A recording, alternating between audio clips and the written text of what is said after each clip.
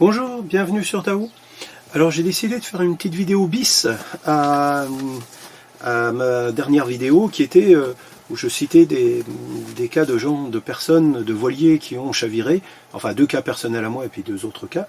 Et j'ai décidé de faire une vidéo bis pour la compléter et en même temps répondre à vos questions. Alors, le premier bateau dont je vais parler, c'est un voilier qui s'appelait Tao. Alors vous pouvez trouver tapez sur internet naufrage du voilier Tao, vous allez trouver même une vidéo sur YouTube où on voit les images filmées par les Coast Guard américains. Donc c'est un voilier qui fait une transat retour et sur le trajet des Açores, ils prennent du très très mauvais temps et ils finissent par chavirer. Donc il y a trop d'eau qui rentre dans le bateau, donc ils ne peuvent plus le sauver et ils demandent une évacuation, ils sont récupérés par un cargo. Alors, il y a plusieurs choses qui sont intéressantes. Déjà, premièrement, c'était un dériveur intégral. Deuxièmement, il y a le problème de l'envahissement de l'eau. Alors ça, c'était 2 questions que vous m'avez posées, quoi. Alors, le problème du dériveur intégral. Donc, qu'est-ce qu'on doit faire? Est-ce qu'on doit mettre un petit peu de dérive ou pas du tout en mettre? Alors, c'est une question difficile. Moi, j'ai jamais navigué sur un dériveur intégral. J'ai toujours navigué soit sur un dériveur lesté, soit sur des quillards, des biquilles, mais pas sur de dériveur intégral. Donc, si on prend l'exemple des lasers, des dériveurs de plage, entre guillemets, dès que le vent y monte, on relève en partie la dérive, même si on est au près. Ah, donc je vous rappelle, la dérive, ça j'explique bien ça dans ma 2e vidéo sur la stabilité des bateaux. La dérive, la force anti-dérive et la poussée vélique dans la voile créent un couple de chavirage. C'est pour ça que les dériveurs, on relève en partie la dérive, pour diminuer ce couple de chavirage. Et malgré qu'on diminue la surface de la dérive, on garde quand même assez de surface anti-dérive parce que la vitesse, c'est ce qui dans la force antidérive, le calcul pour calculer la force antidérive, c'est par rapport au carré de la vitesse. Donc dès que vous avez suffisamment de gain de vitesse, vous pouvez avoir moins de dérive. Et au portant, qu'est-ce qu'on fait sur des dériveurs comme les lasers? Bon, on relève en grande partie la dérive en laissant un tout petit peu. Pourquoi on en laisse un tout petit peu? Parce que vous voyez bien un laser ou un optimiste, etc. C'est que c'est complètement une savonnette s'il n'y a plus de dérive. Donc il faut quand même un minimum de petits bouts de dérive pour stabiliser le bateau. Et aussi, de toute façon, vous ne pouvez pas relever complètement la dérive parce que sinon, la baume, elle va pas passer dans un empannage, parce que voilà. Ou alors il faudrait la sortir et la mettre dans le bateau, mais voilà, c'est pas très pratique, on fait pas ça. Alors, est-ce qu'on peut transposer ceci à un voilier de grande taille? Alors, oui et non. Donc, premièrement, ça montre bien que de toute façon, oui, on n'a pas besoin de la dérive basse, ça c'est tout le monde est d'accord là-dessus. Alors après, est-ce qu'il y a besoin d'un petit peu de dérive pour garder de la stabilité? Bah écoutez, à mon avis, ça va dépendre beaucoup du bateau. Si vous avez un bateau qui a quand même une forme de coque qui fait qu'il a pas mal de surface mouillée en dehors de la dérive, simplement la coque qui a pas mal de surface mouillée, et d'autant plus si par exemple il est à bouchin, ça va vraiment faire des rails. À mon avis, dans ce cas-là, vous n'avez pas besoin de dérive, vous pouvez avoir relevé complètement la dérive. Alors vous prenez par exemple les ovnis, même quand ils ont en plus complètement relevé la dérive, il y a quand même un espèce de petit sabot dessous, un sabot d'échouage qui fait quand même encore un rail. Voilà, est-ce qu'un bateau qui est complètement en forme, très rond, et où la dérive remonterait complètement dedans, est-ce qu'il n'y aurait pas le problème de savonnette? Bah peut-être que si, quoi. Donc là, moi j'ai pas d'avis tranché là-dessus. Je pense que si un jour je me retrouve dans cette situation, je releverai complètement la dérive, et puis bah, je verrai comment le bateau navigue, et s'il faut, j'en remettrai un tout petit peu. J'essayerai, c'est clair, d'en mettre le minimum pour éviter le croche-pied. Alors le deuxième truc, le deuxième bateau dont je souhaitais vous parler, alors dans le premier bateau aussi, apparemment, il y avait le skipper, qui était, voilà, je règle un petit peu mieux la caméra, le skipper n'était pas le propriétaire. Alors je sais pas, j'ai peut-être mal compris, mais ça me semblait être ça. Et il me semblait y avoir un petit désaccord. Je comprends, quand j'ai lu dans un article, il disait qu'il y avait un petit léger désaccord entre le skipper et le propriétaire, quoi, voilà.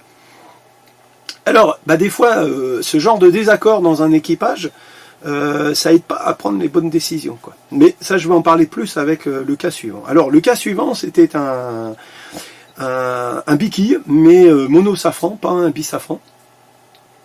Et ils sont en train de descendre le long du Portugal. Donc ça, c'est une expérience qui est arrivée à un ami à moi et qui m'a raconté. Et le vent commence à monter, ils prennent pas mal de houle, ils se retrouvent un petit peu dans la situation que j'ai racontée dans ma première vidéo, moi, pendant ma première transat. Et ils ont une mer formue, mais pas énormément de vent au départ, et ils naviguent avec 3 ris dans la grand voile, plus une trinquette, plus un petit bout de génois. Et petit à petit, le vent va monter, et à un moment, il va se passer, c'est que le génois, quand il dévente, probablement gêné par la grand voile et par la trinquette, et il fait ce qu'on appelle un soutien-gorge, c'est-à-dire il y a le bout en haut qui fait un tour sur l'enrouleur, et donc il se retrouve avec un nœud au milieu. Donc à partir de là, ils peuvent plus enrouler la voile. Alors ils auraient pu faire quelque chose, mais il y a probablement qu'il aurait fallu aller à l'avant, donc ils ne le font pas, ou est-ce qu'ils ne veulent pas, ou est-ce qu'ils ne peuvent pas, enfin etc. Après, mon copain me dit, lui, que vraiment le skipper, malgré plusieurs remarques de sa part, pense que le bateau va très bien naviguer comme ça et qu'il n'y aura pas de problème. Il commence à faire pas mal de surf, à accélérer dans les vagues. Ils sont obligés de barrer parce que le pilote n'arrive plus à tenir. Et en plus, la barre, il me disait, la barre était très très dure, quoi. Donc au niveau des bagues, il y avait sûrement un petit peu pas assez de jeu. Le bateau était peut-être neuf, etc. Et à un moment, ils vont faire pareil, ils vont chavirer, ils n'arrivent pas à se tenir dans l'axe dans une vague, et ils vont chavirer. Ils vont faire un tour complet, ils vont rester comme ça à l'envers un petit moment, et puis après, quand ils vont se remettre à l'endroit, ils vont eux aussi demander une évacuation. Alors là, il y a plusieurs choses intéressantes à noter. Premièrement, le problème de l'équipage. C'est jamais évident pour un skipper de gérer les remarques d'un équipier. Alors, il y a des équipiers où carrément vous ne pouvez pas gérer parce que de toute façon c'est obligatoirement de la contestation. Là, connaissant mon copain, je pense qu'il lui avait fait la remarque gentiment et c'était plus dans un esprit constructif et de trouver une solution ensemble pour mieux gérer le coup de vent qu'il prenait, quoi. Seulement là, le skipper s'est complètement brusqué dans son attitude et a considéré que lui, non, il connaissait son bateau, ça allait passer comme ça. L'expérience montre que ça n'a pas du tout passé comme ça, quoi.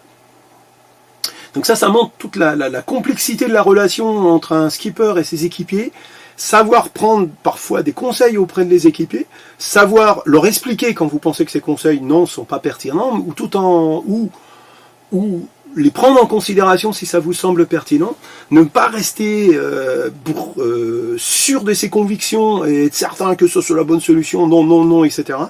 Savoir prendre en compte que les choses sont en train d'évoluer, voir le moment de bascule entre ce qui était possible et ce qui n'est plus possible.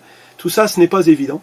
Et c'est encore moins évident quand vous êtes en équipage, parce que vous pouvez vous sentir atteint dans votre ego, dans votre rôle de skipper, et ce qui fait que peut-être dans ce cas-là, je dis peut-être, j'étais pas à bord, mais peut-être dans ce cas-là, s'il avait été seul, il aurait peut-être plus réduit que là, comme c'est mon copain qui lui a dit, c'est peut-être dit, non, mais moi, enfin, etc. Bref, le gars, il se brusque dans son idée, et voilà. Là, on voit aussi une autre cause d'accident, c'est l'enchaînement des détails. Alors, le premier détail, c'est que ils ont un peu surtoilé le bateau. Le deuxième détail, le skipper, l'équipage s'aperçoit pas que le vent est en train tout doucement de monter. Donc mon copain, il précise, au début, ils ont 35 nœuds, à la fin, quand ils chavirent, ils commencent à avoir des rafales à plus de 50 nœuds. Donc, le skipper, il voit pas ça. Il voit pas que le vent, il monte et qu'il est de plus en plus en train d'arriver à la limite. Puis, il y a le problème technique qui se passe dans l'enrouleur. Ils ne sont pas capables de le gérer, ou n'ont pas la volonté, ils ne sont pas capables, je ne sais pas trop exactement comment ça s'est passé. Voilà.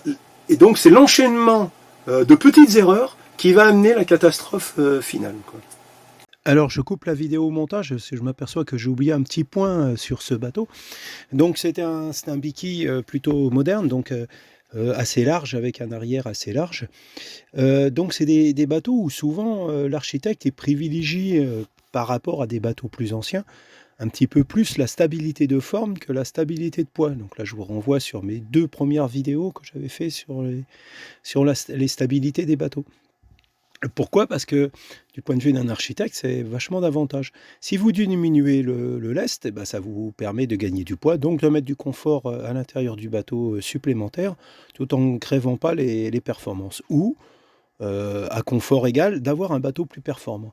Or, cette gamme de bateaux, bah, c'était voulu être des bateaux relativement performants. Le petit inconvénient de ces bateaux, c'est pas qu'ils sont moins stables que des bateaux plus anciens, loin de là, hein, d'ailleurs, des fois même, ils peuvent même être largement plus stables, mais disons qu'ils préviennent moins. Donc si le skipper il se croit un peu sur un bateau performant, il commence à faire des surfs à plus de 10 nœuds, bah, il trouve ça normal, oui, oui, c'est bien, etc. Mais le bateau va pas le prévenir, quoi, ce qui se passait un peu sur des anciens bateaux plus étroits avec plus de lest.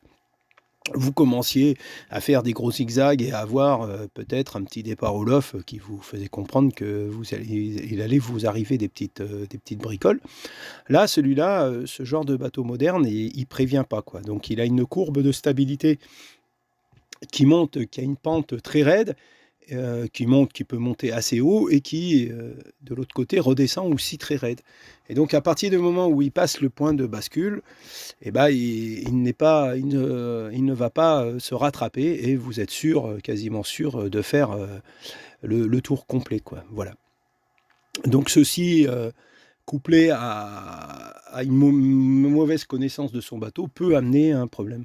Donc c'est des bateaux, quand vous skippez des bateaux comme ça, modernes, assez légers, rapides, larges, etc., il faut toujours penser qu'il vaut mieux lever un petit peu le pied avant d'avoir l'impression d'être à la limite, parce que sinon vous avez très facilement dépassé la limite, quoi. Voilà, on reprend la vidéo. Et ça, c'est vraiment quelque chose de classique d'ailleurs dans beaucoup d'accidents sur les bateaux. Ces enchaînements de petites erreurs qui amènent l'erreur fatale. Voilà. Après, l'autre chose qu'on peut tirer aussi de ces deux chavirages, c'est le problème d'envahissement de la coque par l'eau une fois que vous avez chaviré. Alors, normalement, quand le bateau est complètement à l'envers, normalement, le bateau ne va pas se remplir d'eau. Il fait cloche. Donc, il y a un petit peu d'eau qui va rentrer par la descente, même si la descente n'est pas étanche, et normalement, ça doit se stabiliser. Si votre coque est étanche. Donc, il faut avoir pensé à fermer la vanne d'évier, le moteur, les toilettes, etc. Si vous avez laissé quelque chose ouvert, il peut y avoir l'air qui s'échappe, et donc le bateau va tout doucement se remplir d'eau et couler. Il y a des témoignages où des gars, ils avaient prévu, ou vite fait, ils ont démonté un système de tuyaux, et ils ont branché la pompe de cale vers une évacuation vers l'extérieur. Donc ils pouvaient pomper l'eau au niveau du plafond, puisque quand le bateau est complètement chaviré, les fonds du bateau, le plafond devient les fonds du bateau. Ils pompaient l'eau en même temps. Ça leur permet de ne pas embarquer trop d'eau, quoi. Voilà. Et comme ça, quand le bateau se remet à l'eau, vous n'avez pas trop de phénomène de carène liquide. Donc ça, c'est ce qui arrive à Tahoe. Quand il se redresse, il y a tellement d'eau dedans, un phénomène de carène liquide, le bateau est déjà trop enfoncé, l'eau continue à rentrer par la descente, par les vagues qui capellent par l'arrière, etc. Bon voilà, là c'est plus du tout une situation d'avenir, c'est pour ça qu'ils ont été obligés de déclencher une demande de secours, quoi. L'autre problème de ces panneaux de descente, c'est plutôt quand vous êtes aussi quand vous couchez le bateau à 90, 100 degrés. Là, sans problème, l'eau, elle peut rentrer dans les panneaux de descente. Donc, il faut déjà naviguer naturellement avec les panneaux bien fermés pour éviter qu'il y ait vraiment beaucoup d'eau qui rentre. Et normalement, le bateau, il ne reste pas couché, puisqu'une fois qu'il est couché, hein, ça c'est le mât, une fois qu'il est comme ça horizontal à l'eau, bah, le vent il n'appuie plus sur les vagues, donc le bateau va se redresser. Par exemple, tant que la rafale qui l'a fait coucher, elle est violente, bah, le bateau il va se stabiliser comme ça. Donc ça peut être suffisamment couché. Donc c'est vrai que si vous choisissez un bateau et que vous êtes certain d'aller naviguer dans les mers du Sud, dans des endroits où c'est quand même potentiellement possible de chavirer, il peut être quand même assez judicieux de choisir un bateau qui a un panneau de descente complètement étanche. Hein. Donc ça ressemble à des panneaux de pont, mais un peu plus costauds, avec des grosses ferrures, et qui sont parfaitement étanches, quoi. Et qui sont faits pour résister justement à un chavirage, etc. Ça m'a fait penser que j'avais connu un skipper en Corse, lui il avait chaviré aussi avec un bateau en convoyant. Et c'est le mât en cassant, a percuté le capot de devant, et donc il a coulé à cause d'une voie d'eau à ce niveau-là. Voilà, j'espère que cette vidéo vous a plu. Et be safe quand même, ayez de belles navigations, n'ayez pas trop peur quand même de chavirer, ça arrive quand même très très rarement. Et puis be safe, bonne navigation à vous, au revoir.